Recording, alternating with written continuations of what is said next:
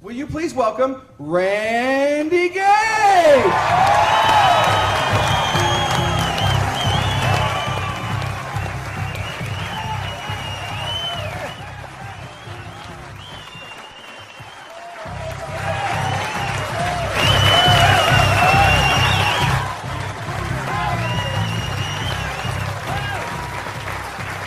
Thank you. Thank you.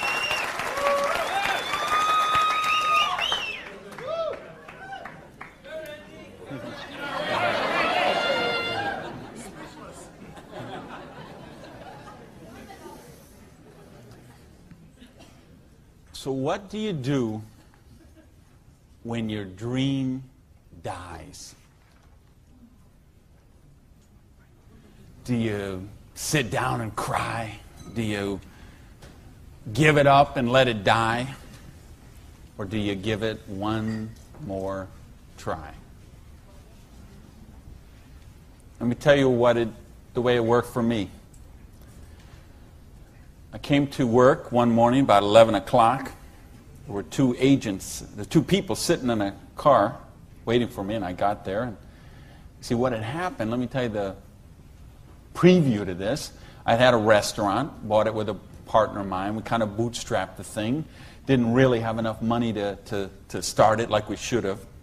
We tried to grow it as best we could, but we didn't pay the taxes, and we struggled by and borrowed from this account to that account and this account to that account. And eventually I bought him out, and I sent a letter to the IRS, who's the tax agency there in the States, and said, I'm the new owner here. We've had some problem with taxes. I want to make this right. Let's work out a payment plan. And I never heard anything for 3 months. So I sent a check in there. Here's a deposit, $1,000, good faith. Didn't hear anything for 3 months, so I sent another check, another letter. Never heard a thing for a couple of months until that morning. They're waiting on the car. You Mr. Gage? Yes.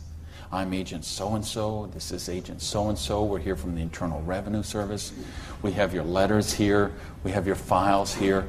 And we know you have $15,000 in back taxes. So we need that money. There's a 100% penalty because they were not filed. So that's $30,000. And then there's the late fees and the interest payment and the this and the that. And we need $37,000 today, or we're going to seize your restaurant. So I was like, I must have left my checkbook at home, right? And so I called my lawyer, I called my accountant. They all said the same thing. There's nothing you can do, Randy. You've got to work something out with these people. And I remember hiring a consultant who used to be an IRS agent, and she negotiated with him. She called me one day and she said, Randy, we're at the end of the road. The way they keep compliance is they have to set some examples sometimes, and you had a busy delivery business and they saw those cars going all the time with the signs on them, and they need to make examples, and they just want to make you an example. And so they auctioned off the place on the courthouse steps, $500,000 a year operation. They auctioned it off for $11,000. And I couldn't beg, borrow, or steal $11,000 to get it out of hock, so that was the end of my dream. And I remember driving along in the car that day, not even my car because I didn't have a car anymore. I remember driving along in my friend's car and crying in the car, thinking, I have to call my mother and tell her this. I have to tell my friends this. I mean, I was so ashamed. I was so humiliated. I didn't know what I could do. How was I going to tell people that I had lost my business? And between the $37,000 I owed those guys and then the money I owed for the vendors, whatever money I had left that day, I took and paid off the employees and said, this is the last check you're going to get, so do what you can with it. And that left me $55,000 US, $55,000 in debt. No house, no car, no credit cards, no job. And what do you do in a situation like that? Well, when you have your dream. And see, that was the biggest dream I had at that point in my life. Because as you heard from Ford, I'm a high school dropout. I started off as a dishwasher in a pancake house. And then I worked my way up to cook, and then I became a waiter, and then I was a manager trainee. And I thought, boy, if I could just be a restaurant manager, that would be, I could wear a tie, I'd go around with the coffee pot. How's your dinner this evening? Everything okay? You know, I thought, oh, this would be it. Until I got that job. And then I realized I worked 60, 70, sometimes 80 hours a week for a fixed salary. And, you know, and then I became like the problem store manager, and they sent me around to different cities whenever they had a store losing money. They would send me there, and it was my job there to go and be the turnaround guy. So I'd go in and work on the payroll, work on the food costs, the controllable expenses, make the thing profitable, and they'd send me somewhere else. I lived in 18 cities in 5 years. So think what kind of home life you have, what kind of friends. You don't have any friends. You don't, you know, because people stop calling you. Because every time they call you, you're always working. And you never go to the movies, and you never go to dinner, and you never go anywhere, so they just stop calling you. And your work becomes your life. And I know we've got people in this room tonight and people watching on this film today who going through the same thing. We get out of balance. We get so busy chasing our income, we forget about living life. We forget about living our dreams. So anyway, that was my dream. I thought to run a restaurant until I got it. And then I said, well, this is crazy. I'm minimum wage here. When I divide all these hours I'm working with what I'm doing, I know what I got to do. I need to own my own restaurant. That would be the dream. And that's the great American dream, of course. And back in the States, is you get your own business and you start it up. And so that's what I did. And I saved my money, and I worked hard, and I played by the rules, and I did all the stuff you're supposed to do, and I got that restaurant. Until that day when it all ended like that. And all of a sudden, where do you go when you don't have that dream anymore? And, you know, in my case, I had to back up, and I'll talk about that in a sec, but I don't want to talk about me tonight. I want to talk about you tonight. I want to talk about your dream. And I mean the big dreams, the bold, daring, imaginative ones you had. The ones you had when you were 15 years old, and 18 years old, 20 years old. Because you know what I see people give up on their dreams. And it seems the older we get, the more we give up on our dreams. And you know, talk to any kid who's 15 years old, and they know they're going to have a great car when they grow up, and a great house, and a great job, and a wonderful spouse, and they're going to be rich, and they're going to be successful, and they're going to be an astronaut, or a football star, or a rock star, or whatever, right? There's no limits to what they can dream. And what happens along the way? They get out, they go to school, they get out as 22, 23 years old, all of a sudden they take a job they don't really want. It's not their dream job, but they figure it'll do for right now. And then maybe they find out about another job, and that's not their dream job, but it's a little more money than the last one. And they meet someone along the way, and all of a sudden there's two, and then there's a little baby on the way, and there's another baby, and then there's diapers and formula and braces and all of those kind of things. And all of a sudden they take another job that's 500 miles away, but again, it pays a few $1,000s more a year, so they take that job. And all of a sudden you're 35 years old, you're 45 years old, you're 55 years old, and you forgot about your dreams. That's what tonight is about. I know you heard it's a business opportunity. Nah, it's a dream opportunity. How to get your dreams back. I notice this because I like sports cars. Some of you all know me. You know, I got a car thing going on. And it's funny, I'll be sitting at the light in one of my Vipers, let's say, and some car will pull up next, and there'll be a guy driving there, and he's got his 2-3 kids in there in the back, and they'll roll down the window, "Hey, Mr. Viper, man, cool car, man, and, you know, rev the engine up. I can't wait. When I grow up, I'm going to get a Viper." And kids say that to me all the time. "I grow up, I'm going to get a Viper." Now, Dad doesn't say that. He's just sitting there behind the wheel, because see, Dad's already grown up. And he figured out he ain't getting the Viper. He's got the minivan. Right? What happened along the way? You know, because, and it's funny, every year they publish the list of the most popular cars.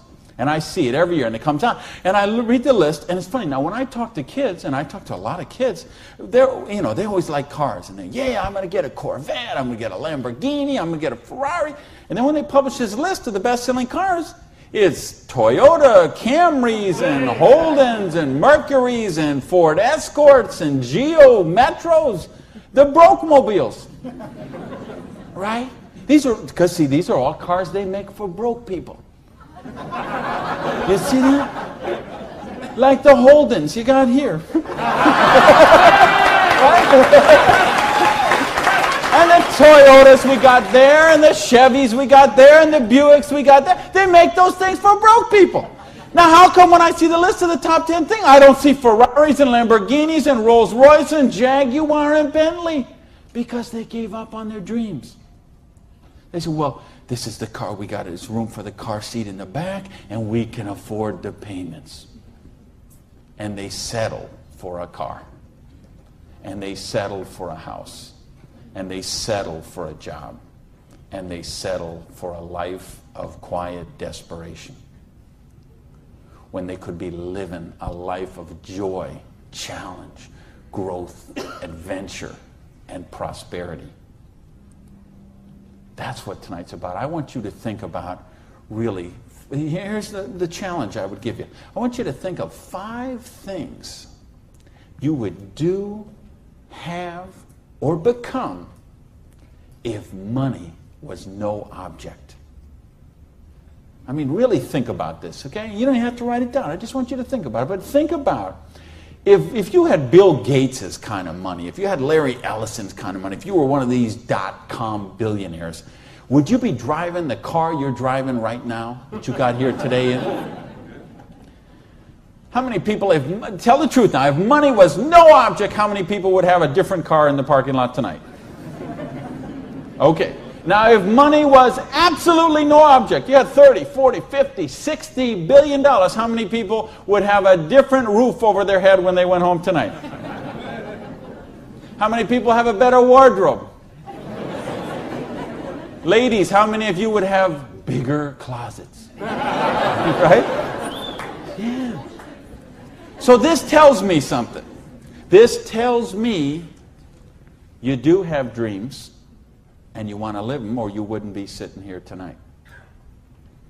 See, most of Australia tonight, most of New Zealand tonight, most of the United States, UK, everywhere where they're watching this video, most people aren't gathered like this. Most people are sitting on a recliner, rubbing the hair off the back of their head, drinking rancid fermented hops, watching the Idiot Box. 6 hours a day. And this is their life. Monday morning, 6:30. The alarm clock goes off. And they hit the snooze bar. If I could just get 15 more minutes. And they wait 15 more minutes, and they hit the snooze bar again, and they get 10 more. And then they got to get up, and they rush in the shower, and they jump in the car, and they buy their breakfast through a drive-thru somewhere, and then they go to a job they don't like or actually hate. 85% of them, a job they don't like or actually hate, and they get through Monday till 5 o'clock or 5:30 or 6 o'clock, and then they go out and they face the traffic going home. They probably get drive-through dinner somewhere, dinner in a bucket to take home to the kids, get in front of the Idiot Box and sit there in a coma till they fall asleep, or they crawl into bed. Until Tuesday morning, 6:30, it starts all over again. Wednesday, hump day. Thursday, we're almost there. Thank goodness it's Friday. Because you know what Friday means, right? Because Friday means somewhere near the end of the day, the boss is going to say, hey, here, boy. You're going to get out that little paycheck. And they're going to get that paycheck, and for one brief moment in time, it's going to feel like it's theirs. But we know it isn't theirs, is it? because they got all those little window envelopes from the credit card company just waiting for them. And that money is spent long before it ever got there. But for this one brief moment in time, it feels like theirs. So I don't know what they do here in Sydney, but I know what they do in the States. They go out to Pizza Hut. All right? So it's off to Pizza Hut for a deep dish, meat lovers, extra cheese, extra meat, but, Diet Pepsi because I'm trying to hold my weight, And off to the Pizza Hut, and then it's off to the neighborhood video store where they rent 3, 4, 5, 6, 8, even 10 videos to get them through the weekend. And they will spend their entire weekend sitting on that same recliner, rubbing that same hair off the back of that same head, drinking the same rancid fermented hops in a coma all weekend long, video after video after video, so they don't have to think about their life of quiet desperation until Monday morning, 6:30, when it starts all over again. This is life for a lot of people. This is life for millions of people. They're missing out on the real life. They're missing out on the real joy. And I don't want that for you. I didn't come 12,000 miles here to tell you what you want to hear. I came to tell you what I think you need to hear. We got a business here that offers you a chance with unlimited income potential. It's a business to help you be successful while you're helping other people reach success. You choose the hours you work. You pick the people you get to work with. I mean, do you know what a joy that is? Just to be able to pick the people instead of those slobs you're working with. Right? I mean, the tax advantages are extraordinary. The travel opportunity, if you're like me and you love to travel the world, the travel opportunities in this business are simply amazing. Okay? So what's it take to do the business? Well, it doesn't take a lot of money. This is a very low startup cost business. It doesn't take a lot of time. This is a business you can start in 7 to 10 hours a week. And what I'm going to share with you tonight is a 2 to 4 year plan. So you say, is this a get-rich-quick scheme? Yes, as a matter of fact, it is. Okay? Because anything that can get you rich in 2 to 4 years is a get-rich-quick scheme as far as I'm concerned. Because what are most people doing? They're doing the 45-year plan, which is they get a job around 20 years old. They work for 45 years at that dead-end job they don't like or actually hate and retire around 65 years old and try to live their golden years on half of what they couldn't get by on when they worked. Do you get that? Your retirement's about half of what, and I've been in all the country I've been in, I can't tell you how many different countries, and I've been in socialistic countries and free enterprise countries and everything in between, and I can tell you the retirement security, it's the same in all those places. Your golden years, if you're counting on the government to take care of you, if you're counting on pensions to take care of you, you're looking at living your golden years on 50% of what you can't get by on right now. So if your idea of your golden years is walking your poodle around the block, good luck to you. But if you think you're going to travel the world and go see your grandkids and live a wonderful life of leisure, you better take a very good look at what we've got to show you tonight. Because you've got to control your own destiny. You've got to control your own income. You've got to control your own retirement security. And that's one of the biggest benefits of this business. So it's a 2 to 4 year plan, takes 7 to 10 hours a week. It doesn't take a lot of money. So what does it take? It takes the dream. Because if you don't have the dream, you'll never find the 7 to 10 hours a week. I can guarantee you that. You're busy. We're all busy. You're working, you're picking up the dry cleaning, you're making dinner, you're taking the kids to football practice, you're paying the bills, you got to sleep, you got to eat, all this. You're using 24 hours of every day already. So what's got to give? You've got to find a dream, something that will take you to this frame of mind where you will change the way you live, you will change the daily actions you take, and you will change your mindset for a 2 to 4 year period. So that alarm clock will go off at 6:30 in the morning. You'll get up, you'll have your breakfast, you go to work, you'll work 8 or 9 hours at your job, you'll get out of the job, you'll run somewhere, grab a bite to eat, and go somewhere and work for another 3 hours in the evening. When you could be home watching TV, when you could be with your kids, when you could be with your family, when you could be watching a football game or something else. But you will make a sacrifice. You will say, I will find the 7 to 10 hours a week for 2 to 4 years to build my freedom, to build my security, to build my independence. And don't tell me, ladies, well, I can't do that because of my kids.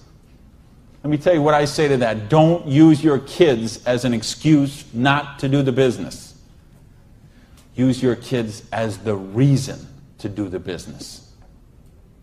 So you can raise your own kids instead of paying someone else to raise them for you. You know how many people drop their kids off at a daycare center at 7:30 in the morning and pick them up at 5 o'clock at night? Those poor kids couldn't pick their mother out of a police lineup.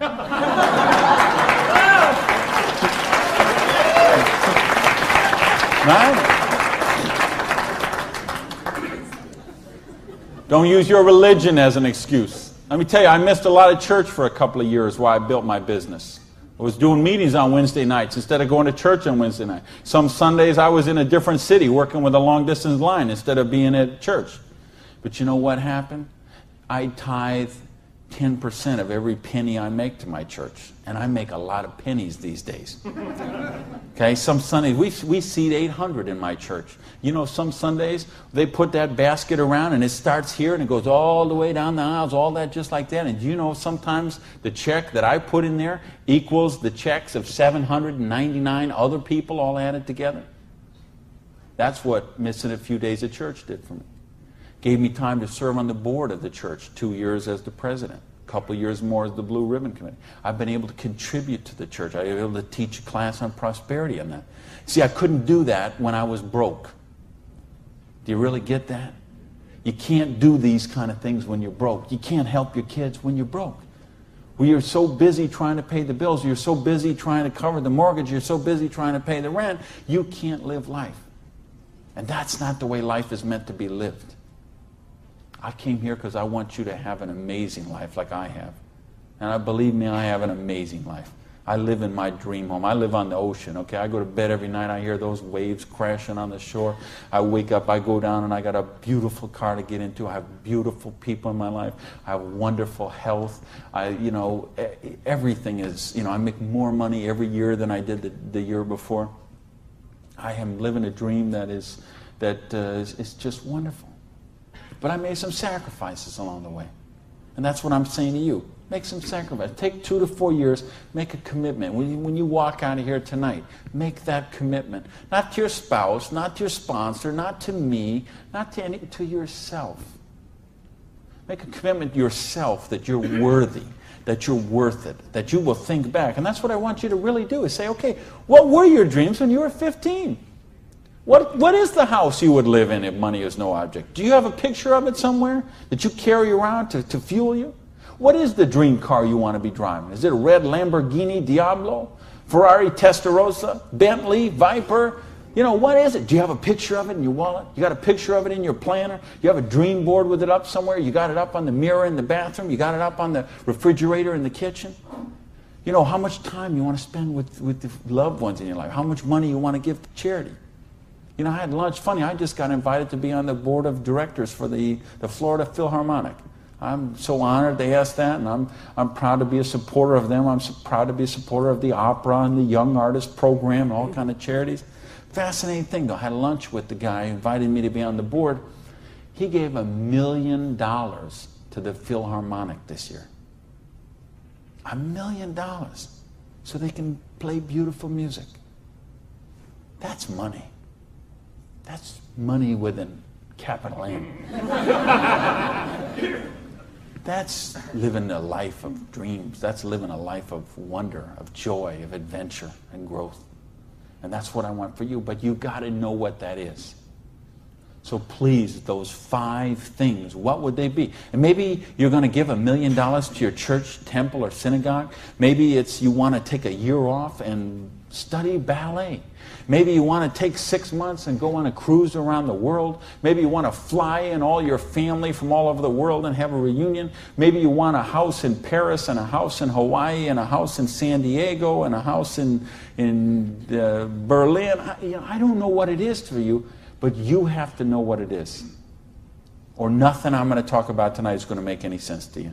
You'd be better sitting home watching Survivor, Big Brother, Fear Factor, whatever one of those shows. You could sit watching any one of those shows instead of be here tonight. Because if you're here tonight, you got to know what your dream is. And we can show you. I will draw out on this board. I will draw out a way and show you how you can live those dreams. And I'll show you how to build some residual income, some retirement security, and you can just do the numbers yourself, okay? And you could say, all right, is there any of those 5 things that I would do, have, or become that I can get with what I see here on this board? The difference is, and here's the secret, okay? You wonder, okay, I know there's nothing for free. There's always a cost. Here's the thing. Here's the secret of everything I'm going to talk about tonight has to do with leverage. It's getting you out of the trap. And there's a big trap, okay? And this is the trap. It's people trading time for money. You work 40 hours, you get paid for 40 hours. So you work 40 hours and you get paid $400 a week. If you're sick half a day and you only work 35 hours, you get paid $350. If you need some extra money because there's something that you want to do, you put in some overtime, so you work 45 hours, so maybe you get $450. Well, you know what? That is trading time for money. Time for money. Hours for dollars. Hours for pounds. Hours for dollars. Hours for cougar rands. Whatever the currency is. If you're trading time for currency, you can't get wealthy. It's a trap. You got to put some leverage to work somehow to get out of that. Because this is what keeps people broke. So in my case, when I lost my dream, and I started all over again, I said, well, I got a choice here. I can go and live like most people do and live that life of quiet desperation and just mind my own business and do the thing and be a worker drone in the collective like everybody else. Or I can go after my dreams again. So I began a study of prosperity. Because when you're $55,000 in debt, no house, no car, no credit cards, and you start selling the furniture, things look a little different. Anybody here ever sell your furniture for your business? Interesting scenario. Here's what I found. The end tables, not a problem. Coffee table, no big deal. Kitchen table, hey, you can always eat in the sofa. Lamps, no big deal. You got the light in the kitchen on the ceiling. But the sofa and the bed and the TV. How did I know you'd know that? The bed, the sofa, and the TV, they gotta be the last to go.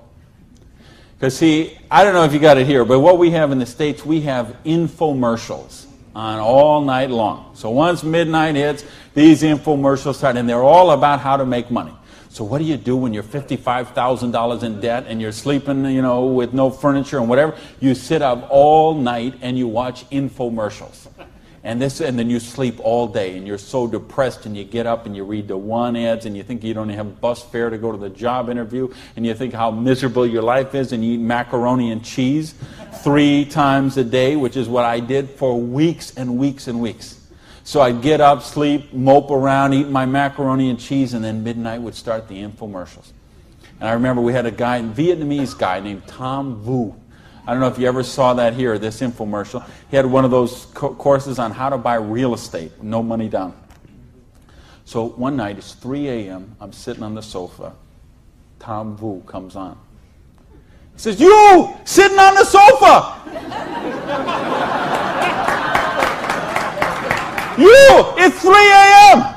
Now I know he's really worried, because it's 3 a.m. I'm sitting on the sofa. He said, "You sitting on the sofa at 3 a.m. Your wife's asleep. Your baby's asleep. You are a loser."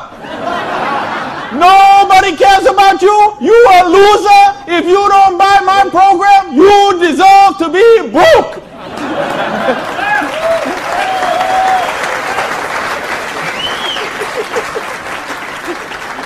And I'm like, oh, if only I could afford this program. But of course, I didn't have the $199 or whatever it was. So, and eventually, of course, the sofa had to go, the bed had to go, and then the TV had to go. And then something else had to go. And that was my mindset. My victim, loser, woe is me, oh, the circumstances are against me. That mindset had to go. And I had to say, okay, I am sick and tired of being sick and tired. I am sick of being broke. I am sick of being sick. I am sick of being stupid. I'm sick, the truth is I wasn't even broke, okay? Because I would have needed $55,000 to qualify for broke. Okay? I would have been happy to be broke at that point in my life, okay? At that point, I would have been happy to have an alarm clock going off at 6:30 waking me up. Now, is that the dumbest invention you ever heard, though, an alarm clock? You're supposed to wake up when you finish sleeping. But, right, what do? We stuck in the thing. So now at this point, I wouldn't have been happy with an alarm clock. Okay, but I started a study of prosperity. And here's what I found. 2 secrets of prosperity. If you want to be wealthy, secret number 1, you have to be your own boss. You ain't going to get rich working for other people. You know, if you've got to get a job as president of Disney Studios or, IBM calls you up and wants you to be the vice president of operations, maybe you're going to make a lot of money. All I know is those people weren't calling me, okay? And they may not be calling you, okay? So if those people ain't calling you, you want to get wealthy, you got to be your own boss. Because let me tell you a secret. I don't care how nice your boss is. I don't care how much your boss loves you and wants to help you. The truth is they have to buy you at wholesale and sell you at retail. Otherwise, they don't make money and they don't stay in business. So the only way they make money off you is to buy you at wholesale and sell you at retail. So if you want to make money, you got to be able to get up in the morning, look in the mirror, and know that you're talking to the boss. And issue number 2, and this is the most important thing, which we mentioned, you've got to employ the concept of leverage. And this is something, J. Paul Getty, who was one of the wealthiest people the world ever known, he understood this. And he was quoted oftentimes, this is probably his most famous quote, when he said, I would rather have 1% of the efforts of 100 people than 100% of my own efforts. Because he understood the concept of leverage. And he became one of the wealthiest people the world has ever known. So tonight, I'm going to share with you how you can employ this same concept of leverage that the wealthiest people in the world do, and it'll allow you to get your share of that kind of wealth. And I'm happy to say, I'm one of the wealthiest people in the world. You know that? Now, you know what? I don't have Bill Gates' money. I don't have Larry Ellison's money. I couldn't spend $90 million on a boat down in the Kiwi race there next week.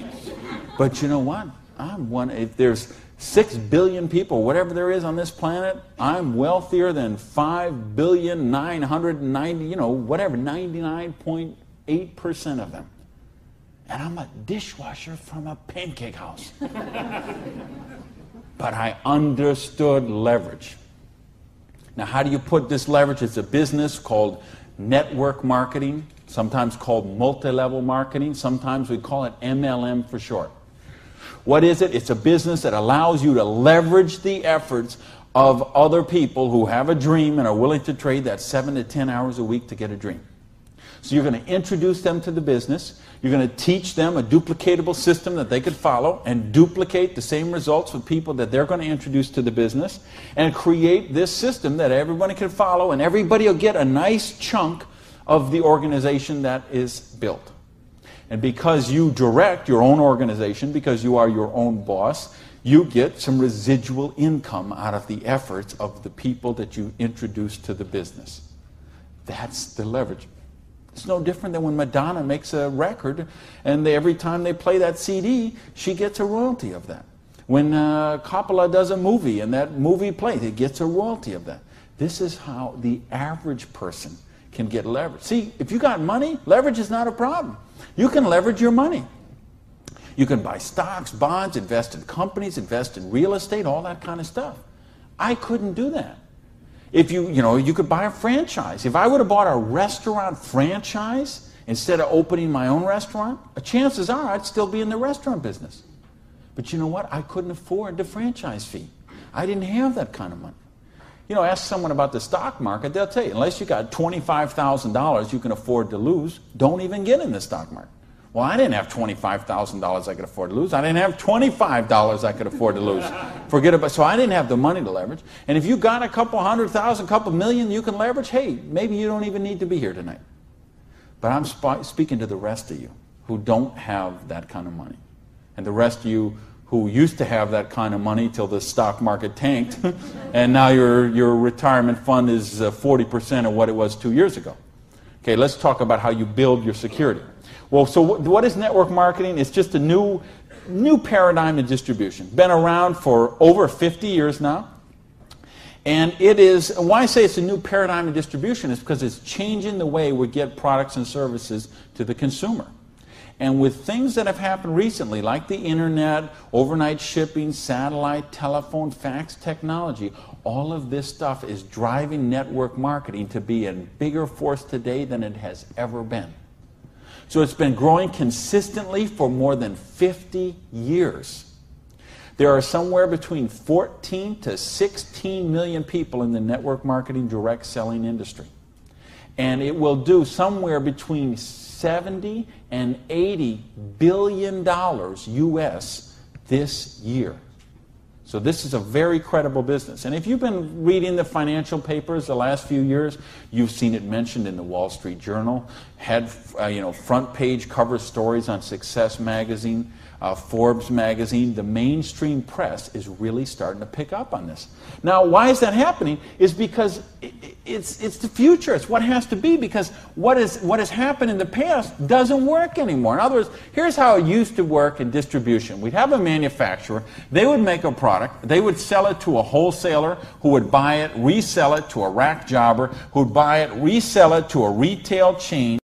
They would buy it, send it to a warehouse somewhere, sits in a dusty warehouse for 6 weeks, and then it gets transferred by truck, maybe it goes to the store, and then you come in the store and you buy this product. Well, they had to make money, they did. You have all these parasites who were taking money out of your product. I say, why am I calling all those people parasites? Well, it's not that they're not nice people, it's just that made sense 100 years ago. It doesn't make sense today. Because today, we can have a network marketing company manufacture a product and send it direct to a distributor who in many cases is the end consumer, and in other cases is just conversationally marketing the products with their friends, neighbors, and relatives, and we eliminate all these other people in the middle. So look at the difference. This made sense 100 years ago. Something came by boat over here. Maybe it went from California, it went on a ship, came to the East Coast here, and then it was transported across Australia over to the outback. It was the same thing with us. We used to get stuff from England, and it would land in Boston or New York, and then it would go by stagecoach across the country, and then it went by train, and then it went by truck, and this is the only way it worked. This is all we knew.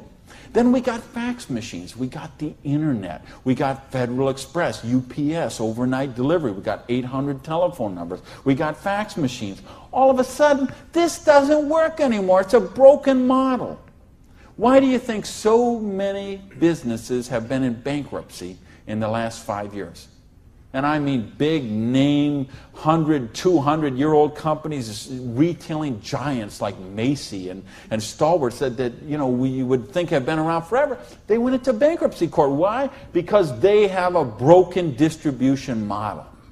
This is the model of today. This is the model of the future. And with what we're doing now with internet and 800 numbers and ordering, this is going to get just bigger and bigger and bigger. So what this does is this allows you an opportunity to participate on a new paradigm in distribution. I want you to think when fortunes were made. They're made in revolutions.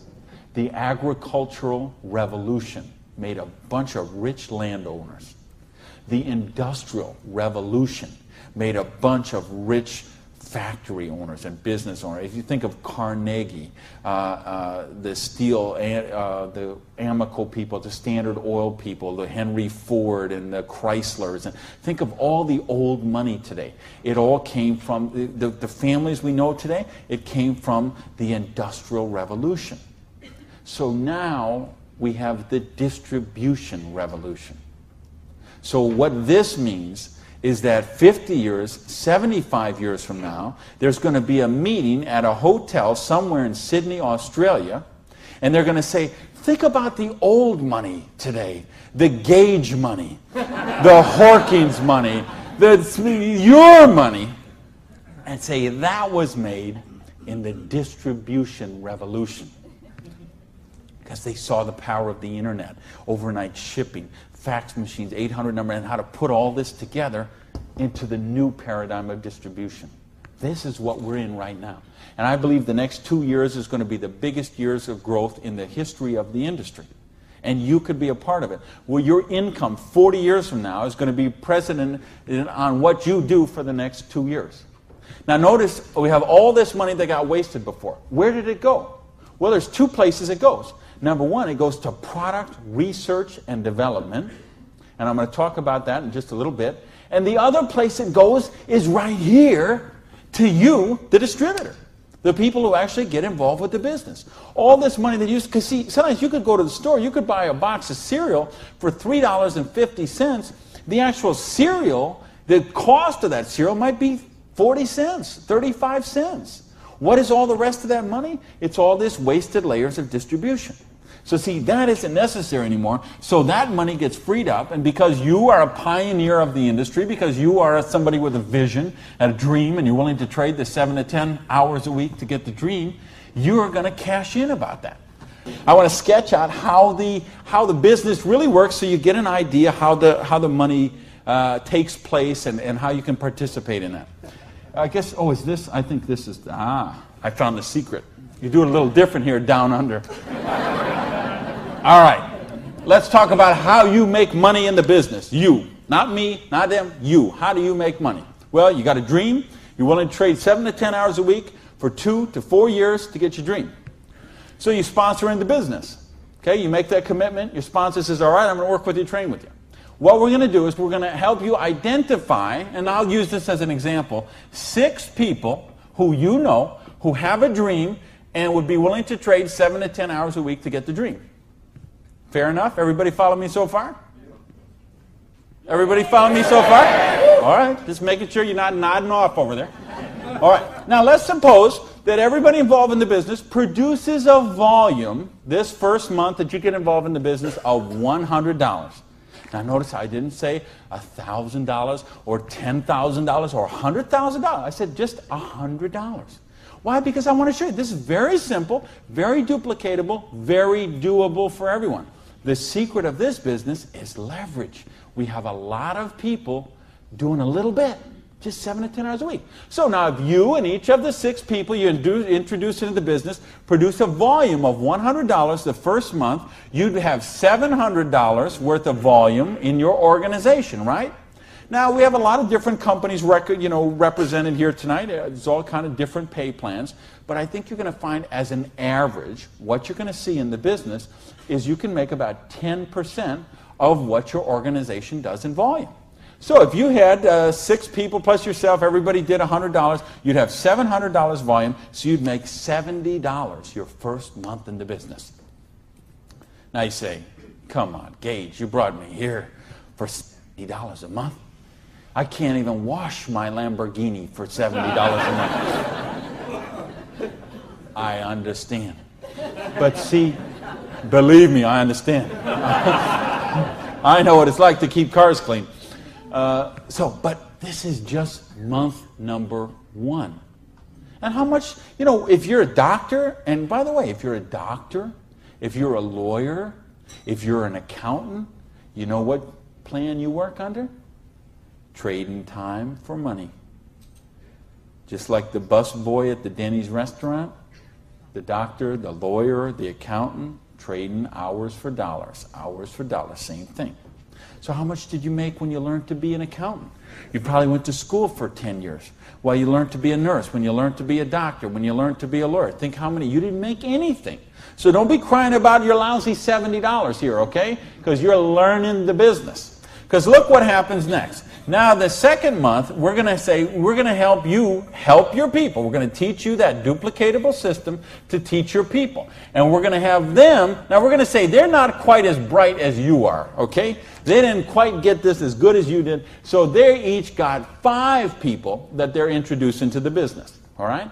Now, of course, it will not work out exactly this way, because I know some of you accountants there are sitting there thinking, okay, this guy might only get 4.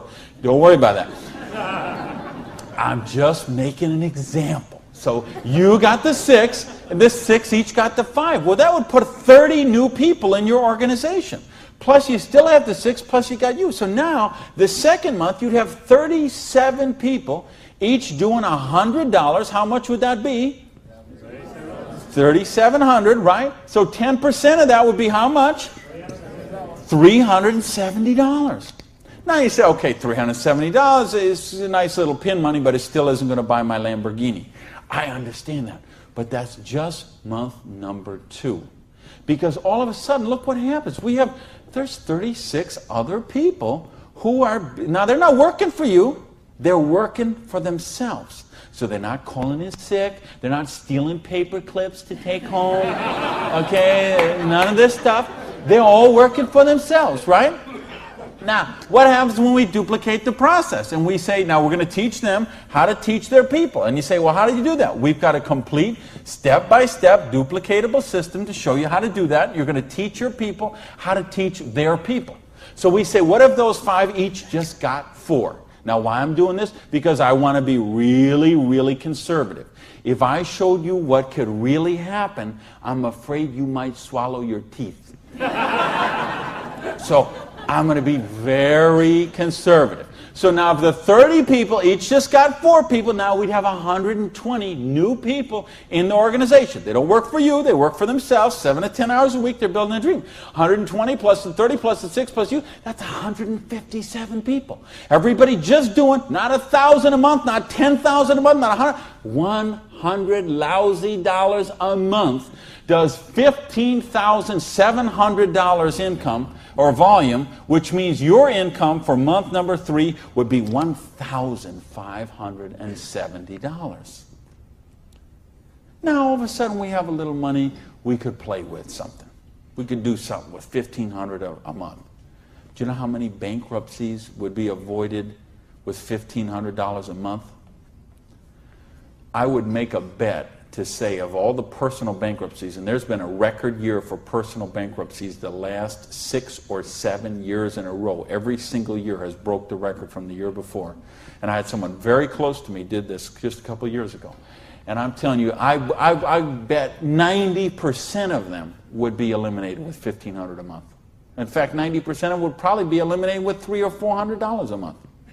Just this much, the $370 a month, would help most people that they could just start paying down their credit cards instead of paying those minimum balances every month. By the way, do you know how long it takes to pay off your credit card if you're paying the minimum balance every month? 10 years? 20 years? 30 years? 40 years. That's how long it takes. So if you're paying the minimum payment every month, get happy, because in 2042, you're all paid off. All right, now we're going to go down one more level. Now we're going to say, what if the 4 people each just work with 3 people? Now again, everybody's not going to do it this way. Some are going to do it more, some are going to do it less, but I just want you to see how it works. Now the 120 people each do 3 people. That give us 360 people, plus the 120, plus the 30, plus the 6. This comes to how many? Somebody help me. I'm a high school dropout. 500 and something. 517, is that right?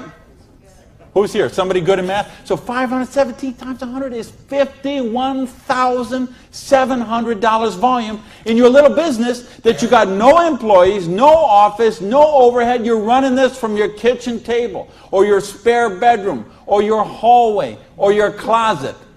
and you're doing $50,000 volume a month. Do you understand? We can leave this hotel. We can go down the street, Elizabeth Street. We can go onto Oxford Street. We can go to Liverpool, and we can find shop after shop, beauty salon after beauty salon, store after store, dry cleaner that are not doing $50,000 volume a month.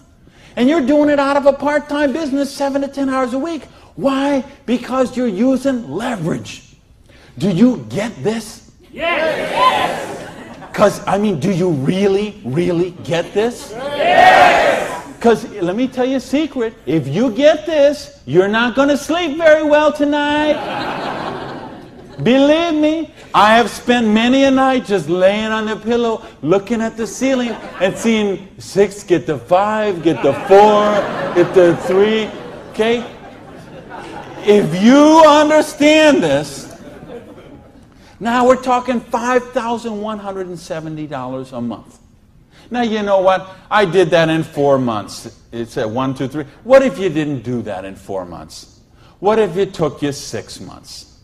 What if it took you 10 months? What if it took you 2 years? I told you it's a 2 to 4 year plan. Okay? And I know what some of you are thinking. All right, but what about if this guy here drops out? We got it handled. Okay? We have a thing called dynamic compression, and so we know when someone drops out, we eliminate that volume, we move up the next qualified person, and the whole organization moves up. So we got that covered too. Okay?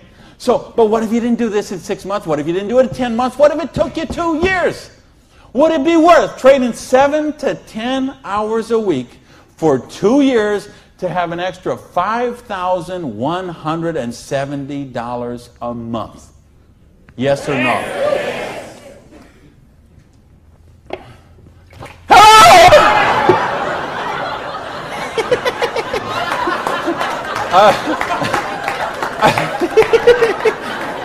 Aren't you glad you got the front row, baby?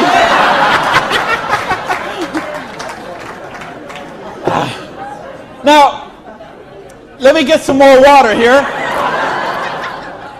And let me ask the question again.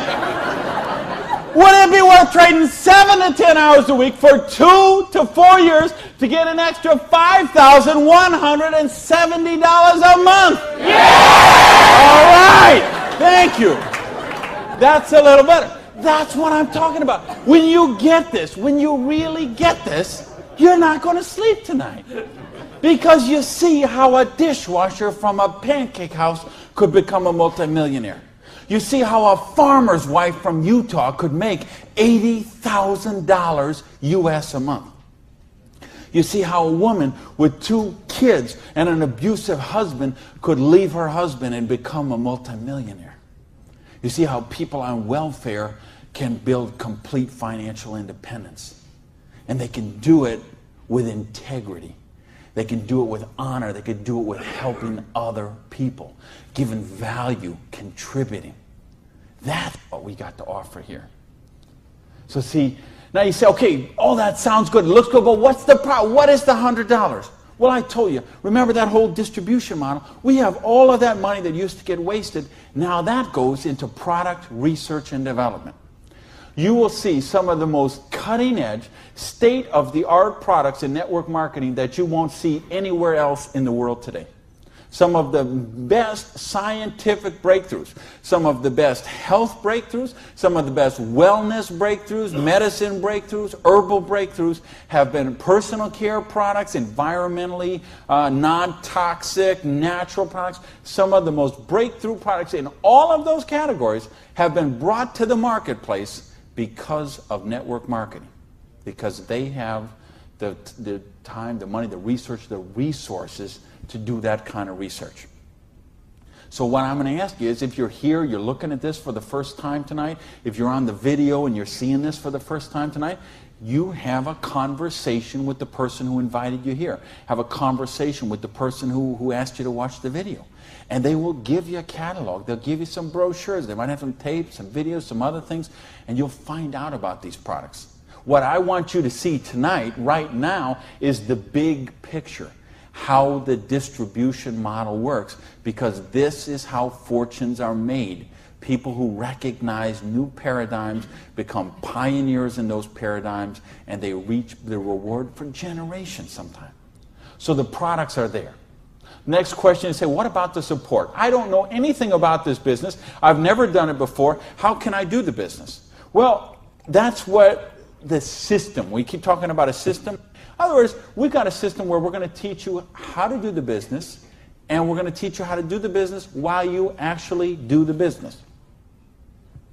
That's why we've got this presentation up on the internet. That's why we have this meeting in this hotel here tonight. You have a sponsorship line. So you see, a lot of people say, well, I don't want to be this guy here. I want to be this guy right at the top, because look at all these people he's got under him. Well, you know what? This guy or this gal down here, this person and this person and this person and this person, and all the way up to the company, all those people work for that person for free. Because every one of those people have a vested interest in their business. So you want to have 150 people between you and the company, because they all work for you. So they will go with you and they will do two-on-ones with you. They will go to your prospects and sit down at a coffee shop and bring a notepad and explain the business to them. They'll conduct meetings like this where you can bring your people and let them see what the business is about. They'll bring in speakers from all over the country and sometimes all over the world, so your prospects can see and meet and learn from some of the most successful people in the business. There's conference calls, there's monthly newsletters, there's regional trainings, there's company conventions, there's audios and videos and brochures and booklets and catalogs. There is just hundreds of little tiny things that are all designed for one particular goal in mind: to make you successful.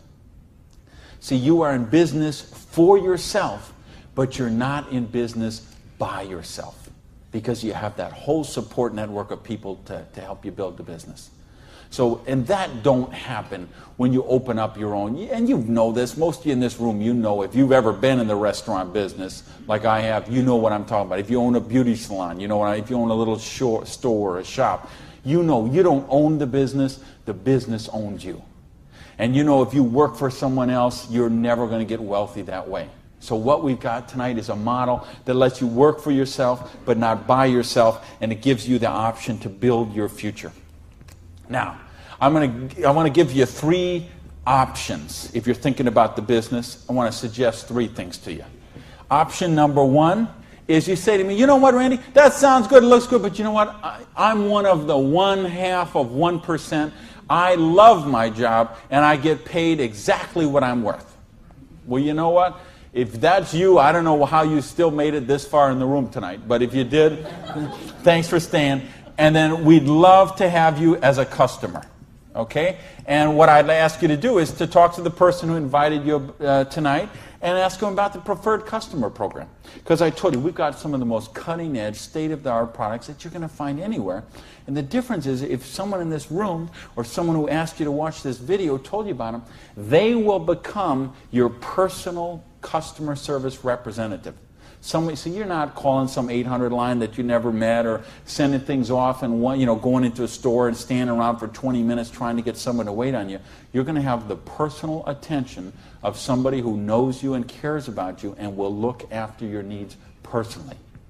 Now, option number 2 is what we call the small business.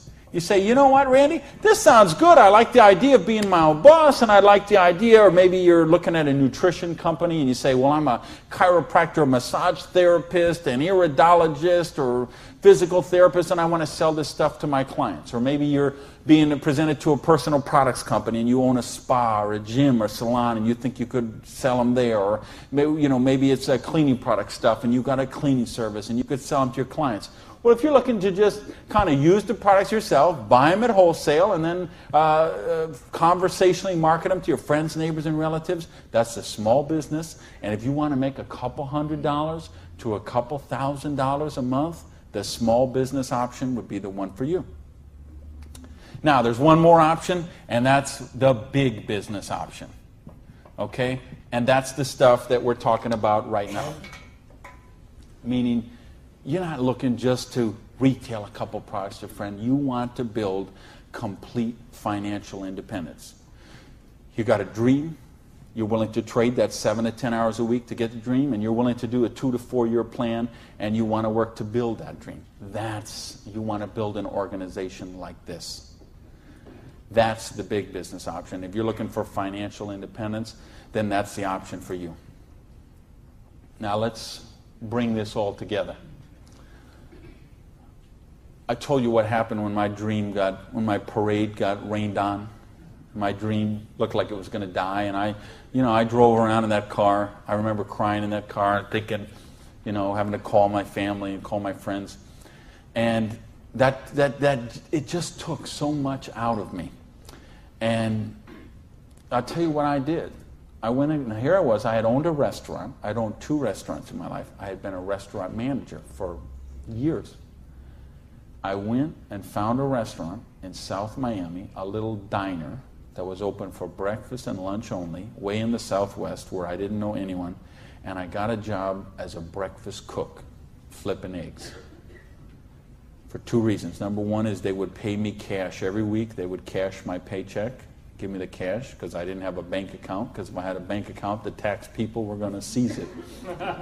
So I needed someone who would pay me cash, and I needed to go get a job and just make some money to buy macaroni and cheese. And I had to lick my wounds. I had to take a couple of months and just regroup. I had lost my self-esteem. I had lost my drive. I had lost so much that I just didn't even know where to go. So I needed that time to do that. And so I got up every morning at 5 o'clock in the morning and took a bus down to South Miami to be there by 6 o'clock, 6:15, and flipped eggs every day till 2:30. And I did that all week long. And I did that for months to kind of just get my sanity back, get my esteem back. And then I went back to this business. And see, I didn't have the money to get back in the business because I still owed tens of thousands of dollars. But I had been in the business once. I had made some money. That's where I got the money to buy the restaurant initially. And what had happened, I'd been with a new company. It was not a stable company. I got some money. I bought my restaurant. That company went out of business. Well, then I was in the restaurant and working 80 hours a week, and then it just, that's what happened. So now, owing $50,000, I knew I was never going to pay this off flipping eggs, and I knew I was never going to pay it off even if I got a job as a restaurant manager. I mean, do you know how long I'd have to work as a restaurant manager before I could make $55,000 and pay it off? And I owed even more then because I borrowed a bunch of money just to live. So I said, I've got to get in this business. So I went to someone I knew in the business who knew me from before, and I said, you know me, you know that I can work, you know I have a dream. I don't have enough money to get in the business.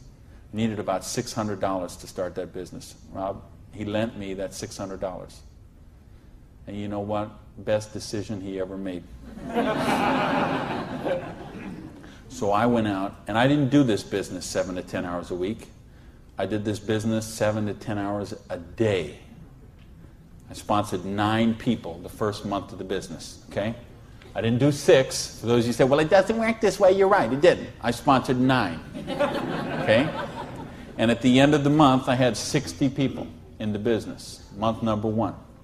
Month number 2, I sponsored 2 more people, so that's a total of 11. I had about 130 people in my organization at the end of month number 2. Month number 3, I didn't sponsor anybody. Okay, I just worked with the 11 that I had sponsored in the first 2 months. The organization went from about 120 people to 360 people. And month number 4, I sponsored a couple more people in the business, and the organization was bigger than this one right here in the 4th month of the business. Now, it wasn't 6 months, wasn't 10 months, wasn't 2 years, wasn't 10 years. It was 4 months. And I made easily double that money. What you see on the board, I made that in my 4th month of the business. Now, how did I do that? I needed to and wanted to very badly. I was hungry. I had a dream, and I was sick of being broke. And that's what I want you to get out of this is, do you understand? This is how it goes. There's no limit here. You could sponsor 7. You could sponsor 8. You could sponsor 9. You could build this whole organization, build yourself up to get $50,000 or $60,000 a year residual income, and then you could go out and you could sponsor 5 more people and start the whole process all over again, the same exact thing. And you could have 100,000 residual going. And you could start with 5 more and you could have 150,000 residual going. And if you put 5 people a year in, and it's very simple, put 5 serious people in the first year, put 5 serious people in the second year, put 5 serious people in the third year, and you will be making a fortune. Put 5 serious people in the fourth year, you'll have a business worth at least $1 million, I project. Put 5 more the next year, and you're going to have a business worth a couple $1 million in 5 years. Why? Because we got residual income here. You're building leverage. You're getting this going. And that's what I want you to get.